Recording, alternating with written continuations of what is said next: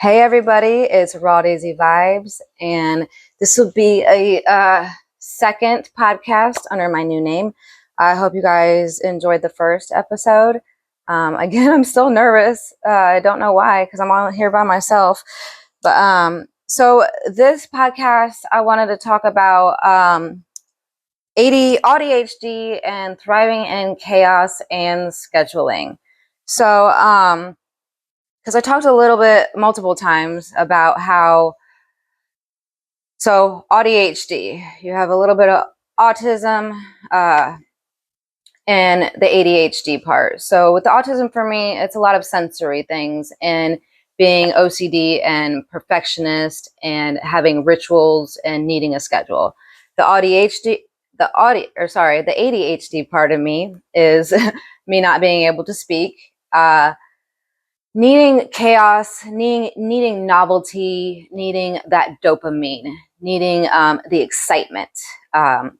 So in my life, I have moved a lot. So, and that's probably what brought on this episode, because I was thinking, I've moved a lot. I've moved a lot in my life since I graduated high school. And I'll get more into that in a minute. So there's this book called The Divergent Mind. And I think a lot of people should read it. It is very eye-opening. When I read it, I was like, holy moly. And I read it right before I was diagnosed. I read it when I was going through all the mental chaos, where I literally was like, what is wrong with me? I felt schizophrenic, or what I would think is schizophrenic, because I'm not schizophrenic.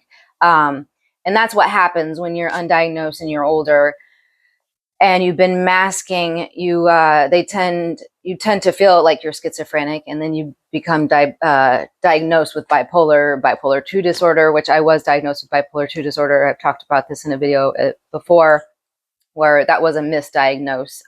Once my ADHD symptoms were managed, you could see that I was not bipolar. I didn't have those manic episodes, whether I was manic high or manic low. So I just wanted to read a little bit of this book. So again, it's The Divergent Mind, Janera Nuremberg, very good author, and basically thriving in a world that wasn't designed for you, which is how most of us feel. We feel like this world is not designed for us. And it's really not. It's loud, it's chaotic, and not a chaotic in a good way. It's overwhelming. We have to mask. We're highly sensitive people. We feel too much.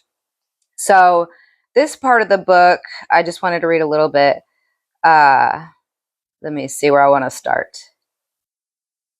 Okay, so basically they're talking about women in college, which I struggled in college, because once you go away to college, you're kind of on your own. Like, I didn't have my parents there making me to go to school, making me go to class, being on time and this and that. However, I still stuck to a schedule and I was able to go to class. I just was a little bit maybe in my head a lot, not really understanding college, especially the book stuff. It was just confusing. I didn't understand any of it. So, because in high school and before that, I kind of just got away with just being there. I just went to school and I don't remember studying. I don't remember doing well. I just was there. I just existed. So this is a little part of the book. So there were other women who do fine in college, but they struggle when they get out into the work world. And I remember, let me stop for a second. I remember the day that I graduated college, I was bawling my eyes out. That I do remember. And I don't even know why. And now looking back, I realized, like, that was the end of school for me. Real life had to begin. I had to get a job. I had to start working. I had to start taking over my own bills, because my parents helped a lot. My parents still help with finances. They did a lot for me. So grateful. A lot of people don't have that. Also, it enables you. I didn't learn how to budget, not spend when I shouldn't spend. I was never I don't buy expensive things, but I like to thrift shop. I like to have clothing, so I never had a budget until recently. My mom has been very helpful, and I have a booklet that I write up everything. And anytime I spend anything, I write it down.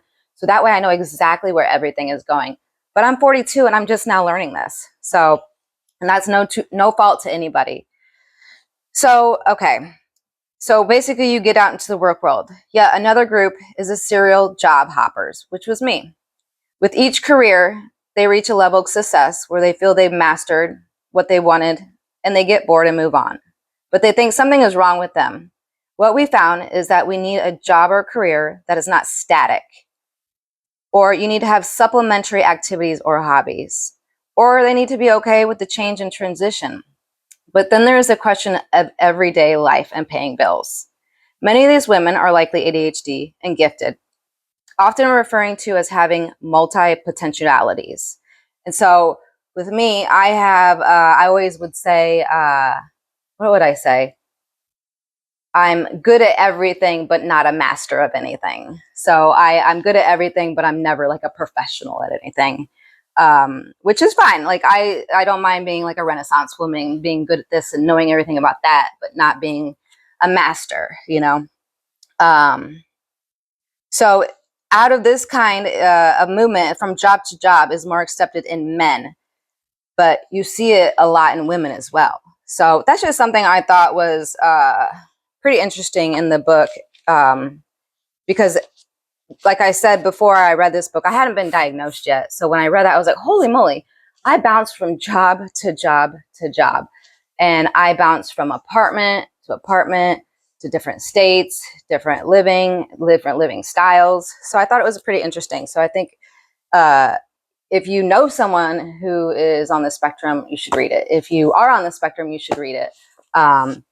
I've had family members read it. Aaron has read it. Like, this is notes from Aaron, and I would love to at some point. I will get into the notes and dive more into that. So basically, talking about ADHD and the chaos, novelty, structure, and schedule. So I also looked up.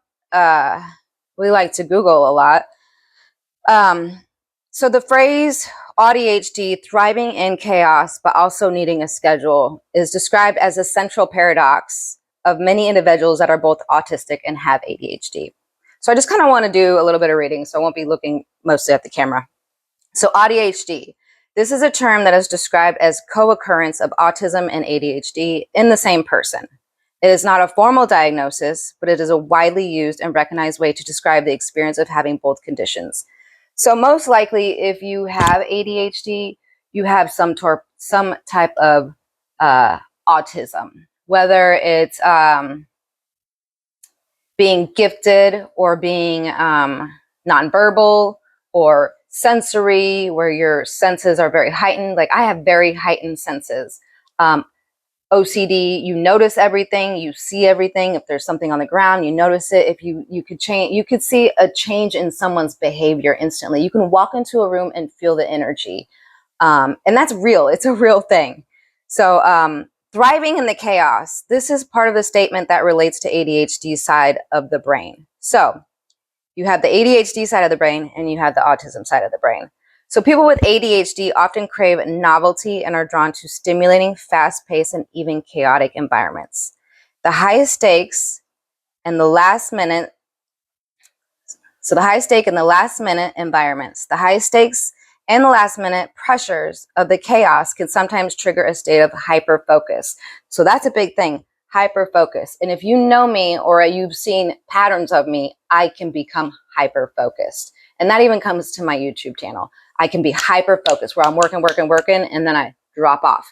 And when I drop off, that is because I become hyper focused on something else. So this summer, I was hyper focused on my YouTube channel, and then I became hyper focused on moving and getting the move done. So what my brain does, I can't focus on too many things. Not at all. It doesn't work that way. I'm either all in or I will throw that thing away. So you become hyper focused where they become incredibly productive for a short period. This can feel exhilarating and like they're finally getting things done. So you feel like a high. And I don't want to say it's not a manic. It's not a manic feeling. It's just you feel like you're, oh my God, I'm so good at this. I could do this. I'm going to make it work, make it work, make it work. But then something happens. Your dopamine starts to fade. So you get things done, but then also needing a schedule. So this is where the Audhd part comes in. So the Audhd, but also needing a schedule. This speaks to the autistic side of the brain. autistic individuals typically thrive on routine, predictability, and structure. Chaos and unexpected changes can be extremely anxiety-inducing and overwhelming. A predictable schedule provides a sense of safety and calm, helping to reduce sensory overload and stress of uncertainty. So that is another thing. So my hyper focus became on the move, and I had a schedule. I wrote down what I needed to get done: find a job, find an apartment, figure out my finances, figuring out when I got a job here, how am I going to resign my other job. So all of that, but it also became extremely overwhelming because you have to get all of these things that need to get done when you're moving. So here's the conflict. The core of ADHD experience is that this constant internal conflict. So it's a constant internal conflict where my OCD perfectionism, like I'm on it. But then the ADHD, I want chaos. I want novelty. I want newness. I want to just be spontaneous. So it's like battling. And I'm sure if you're listening, you've dealt with that too. Like I know there's people out there who can relate to this. So the ADHD brain seeks the very chaos that the autistic brain finds intolerable. So, and that's another thing, is I haven't worked since the end of May, June, beginning of June. And the break for the first 2 months was nice. June, July, oh, it's great because I worked. I was burnt out at the end of the year. Like as a teacher, as a teacher's aide, paraprofessional, anybody who works in the teaching industry or the school, you are burnt out. However, by July, August, I'm starting to get a little antsy. I need my schedule back. I'm off schedule. I don't have all my things because I was in Orlando. I start to become, it becomes intolerable. I'm like, oh my God, what's going on with me?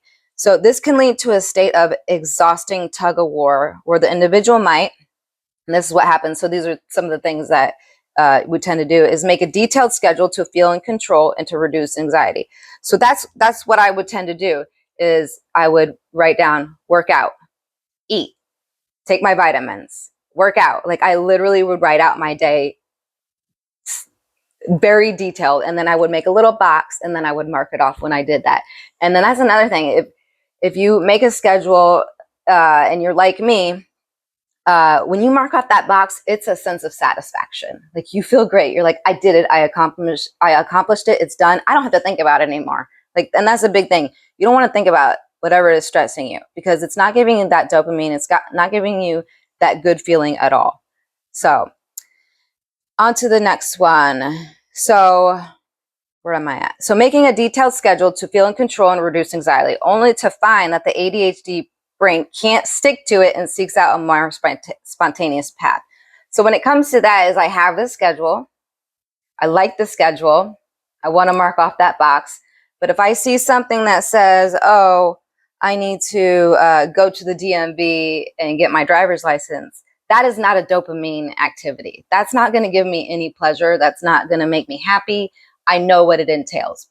And this is an example. So even before we flew down to Florida, my mom calls and says, hey, FYI, it's law now that you need to get your real ID.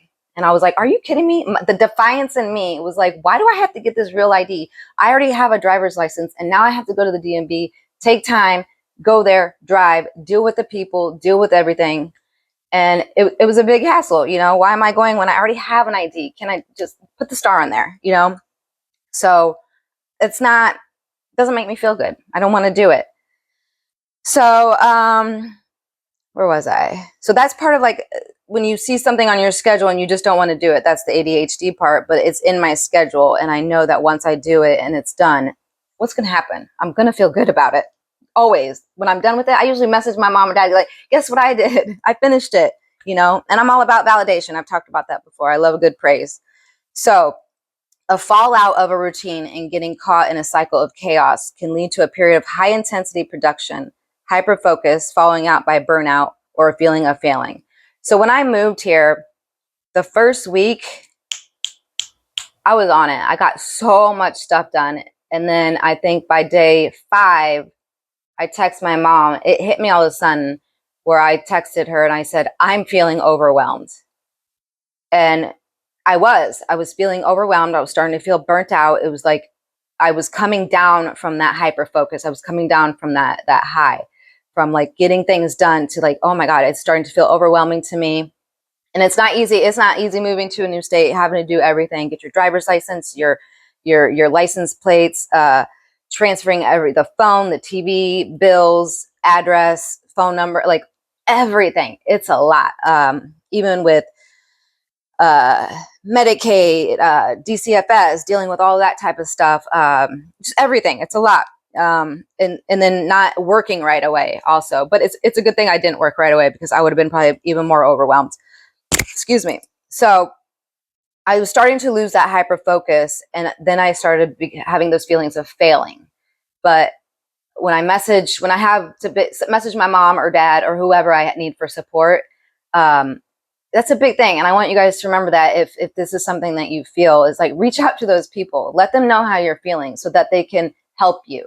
They could say, my mom says, day by day, minute by minute, write a list. What do you need to get done today? And that's what I do. I put it right here or somewhere. I make a list. I have my calendar book. Oh, here it is. Let me get up. I have my calendar book for my week, and I usually try to do a couple weeks in advance of the same thing that I do every day. Every day I work out in the morning, so I write a whole thing. Take Fuego to school, do this, that, work out again. So the basic things are the same. I even write out my vitamin schedule, what vitamins I'm going to take. And then I have my daily where I write, okay, today's Wednesday, I'm going to do this, this, and this. Even though it's already written here, it's even more detailed. So it helps with the chaos, and it helps to not have that feeling of failing, you know? So, and just reach out to those people who can help. So another thing, feeling a deep sense of shame for not being able to follow a normal routine, even while their unique approach might be the only way for them to function. So I remember I told someone that I wrote out like every little thing I do, and they're like, that's nuts. That's crazy. You shouldn't do that. And I was like, but it works for me. So whatever works for you, it works for you. Do it, you know? So strategies for thriving. I thought this was really important. The key for many ADHD individuals is to not force a rigid schedule, but to find flexible structure. So that's another thing, is I try to give myself some grace. So the Audhd in me is OCD, and I'm a perfectionist. So I have to learn to give myself grace. If I didn't go to Publix the day I needed to go to Publix, it's okay. It's not like we don't have food. It's okay. I need to give myself grace. So creating a flexible schedule. Instead of mapping out every minute, most times, because I said I like to map out, you create a to-do list and a rough time frame. So today my list didn't go as I wanted it to. And that's because I was at the gym and I got a phone call for my drug test. Since I take Adderall, I had to show that prescription for the Adderall. And that's the one thing, I don't like taking Adderall, but at this moment in my life, I think I've said this before, it really does help me. At some point, I would like to get off of it 100%. Because I said I'm very holistic. So that threw me off schedule, but I told myself, it's okay. It's okay. You didn't get to finish your workout, and that's okay, because you're going to go to the gym with Fuego later and you finish it then, but you have other things that you need to do. So be flexible, have rough time frames. You know, I was going to do the podcast after I got a lot of stuff done, but I was like, let me get ready. Let me just do it now. I have time before I have to pick her up from school to get all the rest done. So it allows also for some spontaneity. I don't know if I'm saying that right. But while it's still providing a sense of order, if that makes sense. So what else? I just want to talk a little bit. Oh yeah. So this is a big one, utilizing external aids. So most of us on the spectrum are very visual people. I'm a very visual person. I'm a very visual learner. If you tell me blah, blah, blah, blah, blah, directions, no, I need to see it. I need to see it and do it. And so I wanted to show you guys, this is my calendar book. And usually on the spectrum, you have a favorite spoon, you have a favorite spot to sit, you have a favorite blanket, you have a favorite pillow. I have a favorite notebook, a favorite pen. a favorite way of doing things. So I stick to the same type of notebook. When I go to the Staples at the end of the year, I'll buy the same notebook. I mean, it might have a different color or whatever, but I always the same look of it. So it's just visually stimulating for me, and it works.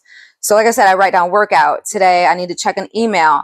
Which vitamins am I going to take? Working out again. And then tomorrow again, working out. What am I going to work out? I had to call the post office. Which vitamins? Working out. And so on and so on. And once I get my work schedule, I'll put the same thing in there. And I think it's just really important to have that. Also, knowing when that time of the month is going to come. How do I feel on this week? Am I eating a little bit more this week because something might be coming that time of the month? Keeping track of that for women is especially important. I don't talk too much about that type of thing, but tracking where you're at in your menstrual cycle is very important. Knowing how you feel the week before, the week after, and the week after that, extremely important, because your ADHD, your autism can play a big factor in how you're feeling with that as well. Because sometimes I'll be like munching, and I'm like, why am I eating so? Oh, okay. It's about to be that time of the month. Give myself some grace. My body needs it. So external aids, that's what I was talking about. Phone reminders. I have obviously an alarm to wake up. Do I hit snooze? I never hit snooze. I think snooze is the baddest thing ever. It doesn't refresh you. It doesn't get you more sleep. The alarm goes off, I wake up. Whether I'm exhausted or not, and usually I am tired. Phone reminders. So set an email for 5 p.m. I need to send out an email. 11:30, take my Adderall. 2:15, it's time to go pick up Fuega. Reminders are very important. And a lot of people with ADHD are late. And for me, my autism part comes in, and I'm not a late person. I don't like to be late. I think it's very rude. I think it's inappropriate. I don't like it. I don't like it at all. So I will be an hour early if I have to be. So another one, practicing self-compassion. So I talked a little bit about this, giving myself grace, recognizing that my brain recognizing that my brain works differently, and replacing self-criticism with understanding is crucial for mental well-being. So I can criticize myself like internally, and telling other people like, oh, I failed at this. And I'm learning because the OCD is I have pretty bad OCD. So giving myself grace, like I've said, and trying to say like, it's okay that I didn't get that done. It's okay that it wasn't perfect, you know? So finding hobbies with novelty and routine. So engaging in activities that have familiar structure, but also allow for new challenges and discoveries. So with me, like I've said, I've had the Raw Daisy brand for a while, and I've done jewelry that I've made. And I still do all of these things. I'm not very good at selling things. So and plus it's the novelty. I like doing different things. Making chapsticks. I used to do, chapsticks, deodorant, scrubs, lotions, which I still do, but I do it mostly for myself. And if someone wants something, they can reach out and I'll make it for them.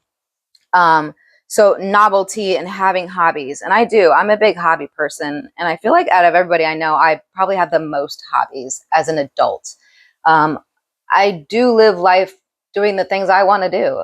Even though I have a child and a daughter, we do things she wants to do, but I also do the things I want to do. If I want to work out, we're going to go work out. Crafting and all that type of stuff. I feel you have to do those things. Otherwise, it's a boring life. I don't want to just sit and watch TV. So in essence, ADHD, thriving in the chaos, but also needing a schedule, I don't know this word.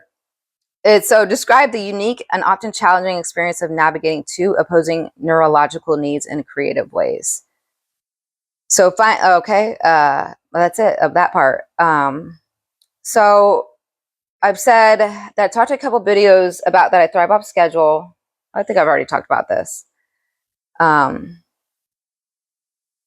Yeah, and if I don't have that schedule or something, like my OCD will go into overdrive. And when I talk about like OCD, some people think it's like germs and keeping things clean, but for me, and it is so this is an example. We watched a movie last night, Fuega uses a blanket. She gets up. She knows that she needs to fold it a certain way and put it back a certain way. And she's like, and not that she's going to get in trouble, but she just knows that's part of my OCD. If not, I'll be like, I have to get up and rearrange it. Or I have to move a pillow. It has to be a certain way. Or this notebook is not like this. It's got to be like this. Or the table is like this and I need it to be like this. So that's a part of my OCD. Another part of the OCD is I do check things. I can know that the front door is locked, but I will go check it. And then, oh, I got to go check it. And it's not that I don't know that it's locked. It's the checking of it that makes me feel better. And I read something or I heard something. I think it was a podcast. The chick that was in the Big Bang Theory and she was on Blossom. I forgot her name. She is very much neurodivergent. And shoot, I forgot where I was going with that. Oh, it's the touching of something. I have to touch it a third time. Just let me do it. Just let that person do it. If you know that they have a ritual, let them get it out. Unless it's becoming a little bit, then, so say, this is an example. Fuega will see me checking the oven. Whether I've used it that day or not, I will check it. And if she sees me getting into a kind of an anxiety part of the OCD, she will say, Mom, it's off. We didn't use it. It is off. And it makes me feel better. And that's a type of support. And I know she's just 11, but she's there. She's family. She's my daughter. She's going to help support me just as I will help support her in her situations. So in OCD, I don't like shoes in the house. I like things to be clean. I like things to be in a nice, neat order. If you take it out, put it back. Everything has a spot. Everything has a home. So that's where the type of OCD I have. So another thing I talked about was like the desire for novelty. So when I say novelty, that means like newness, freshness, a new shirt, a new boyfriend, a new apartment, anything new. So novelty, newness. So the desire for novelty in people with ADHD is deeply rooted in the brain's neurochemistry, especially involving a neurotransmitter, dopamine. So everyone has heard about this, dopamine. So people like me, we lack dopamine.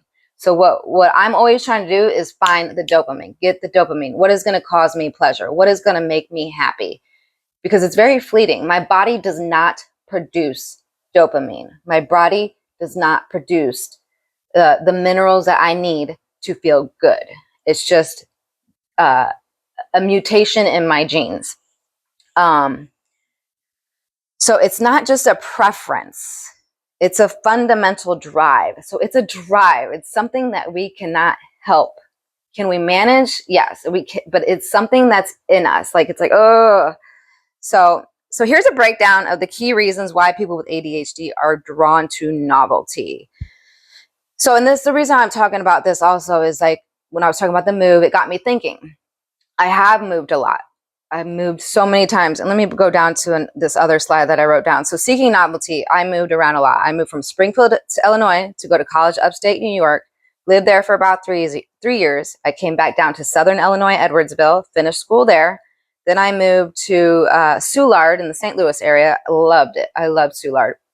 Then I moved to another place in St. Louis.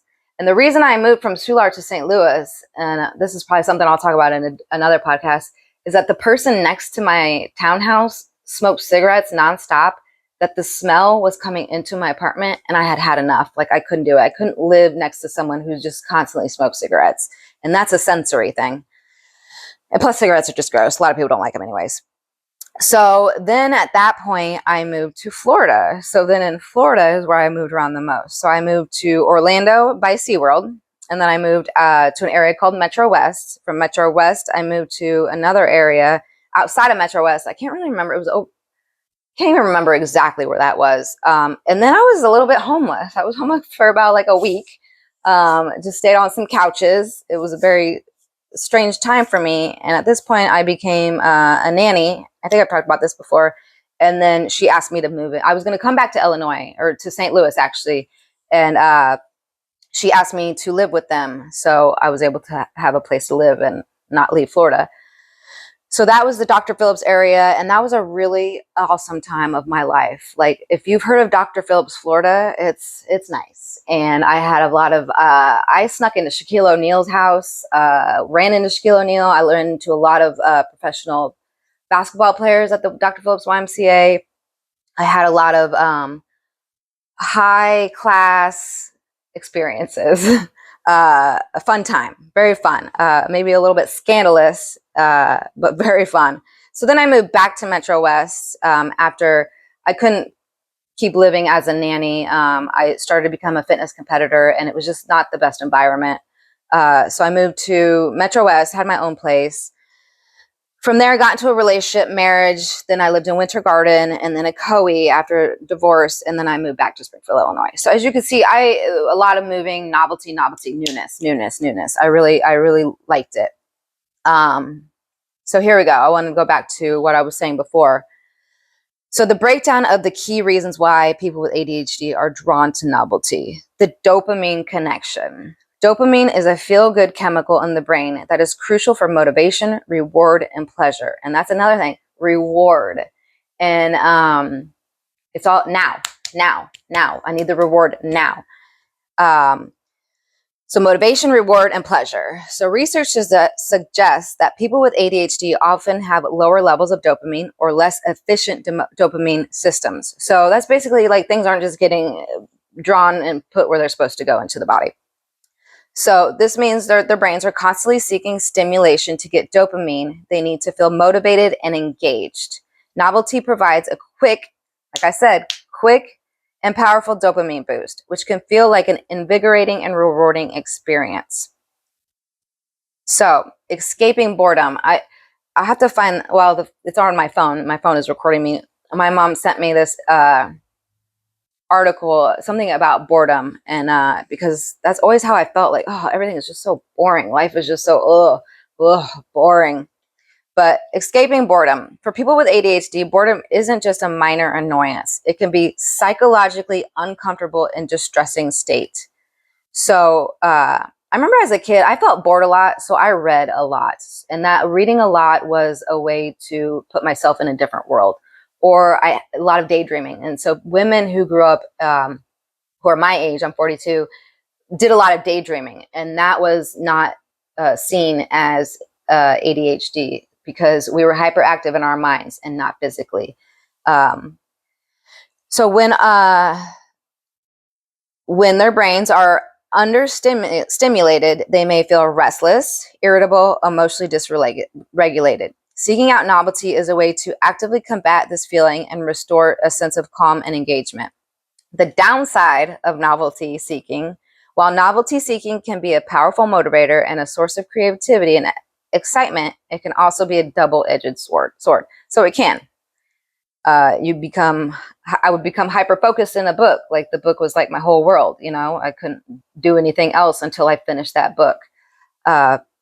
The constant need for new stimulation can lead to half-finished projects.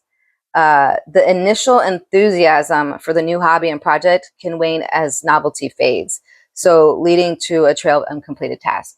And that was a big thing I started to realize in my my journey of getting diagnosed, is that I start things and I just don't finish them. And that's with everything I've ever done. I started painting and I wouldn't finish it. I would start a piece of jewelry, I wouldn't finish it. I would start painting the house, I wouldn't finish it. I would start the whole college thing, and I finished my degree, but when back to UIS, when I wanted to get I wouldn't finish it. So just a lot of uncompleted tasks, which can really mess up your self-esteem. But also impulsivity. The allure of something new can lead to impulsive decisions, whether it's an expensive purchase, which I've never been into expensive things, or a sudden career change. So like I've said before, in my last video, I said that I wanted to be very smart and not be impulsive. And just like when I came here and I realized I didn't want to move back, I knew I couldn't make an impulsive decision. So I only texted one friend saying like, oh, I can't come back. I don't want to come back. And then I really sat with it and I thought about it, because I know that I am impulsive. I know I can be impulsive, and that was not something I should be impulsive about. So I really sat with it and I thought about it and thought about it. So the allure of something new can lead to impulsive decisions. And then the lack of follow through. So I've done this a lot where I'm like, I'm going to do this. And I put it out there on social media and then I don't follow through because I realize when I say something, I've said it and the allure is gone for me. It's like, oh, I said it. I'm not going to do it, you know? And that can be quite embarrassing. You know, I've said multiple things and then I don't follow through. Even when it came to the podcast, like I sat with it for a long time talking about it. I want to do a podcast because I was also scared if I started the podcast, is the allure going to be gone? But I'm still doing it. I really want to help and talk about it because it feels good to talk about it. So in summary, when it comes to what it's saying here, the love of novelty for people with ADHD is not a character flaw. So that's what to remember. It's not a character flaw. It's just something different, but a neurobiological reality. So I'm going to say that again. The love of novelty for people with ADHD is not a character flaw, but a neurobiological reality. It's a natural response to understimulated brain seeking dopamine. It needs to function and feel motivated. So that's the thing. We're understimulated, and that's why we seek so much. We just seek it and want it. So understanding this fundamental drive is crucial for both individuals with ADHD and those in their lives to create strategies that harness the power of novelty while also building the necessary structure for long-term success. So I think that's pretty awesome. And I feel that my family, my parents, have really helped me with that when it comes to, when it came to the whole move. I don't think that they were like super surprised, but it's not a surprise that I wanted to move because I've moved a lot. But I had to be careful with the impulse. And I think that they were aware like that I can be impulsive. So they maybe subconsciously we put in a type of structure where, okay, let's see what you can get done. And they saw that I got some things done and was definitely serious about it. And then in terms of structure for long-term success, that's where it comes into the notebook, the financial notebook. I think that's one of the most important for me at this point for long-term success, because I have an apartment now. I have a lot of more financial responsibility than I actually did having a house because it was my parents. And right now I'm not even working. So the financial part is very important.